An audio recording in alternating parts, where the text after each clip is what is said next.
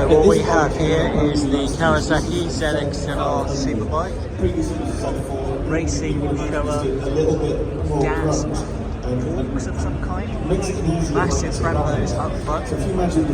These are speed limited to 186 miles an hour inside the ECU. So if you remove the speed limiter, these are going over 200 miles an hour. This is Superbike, this is race bike, over 200 miles an hour. Colour scheme by Kawasaki, Superbike, colour scheme.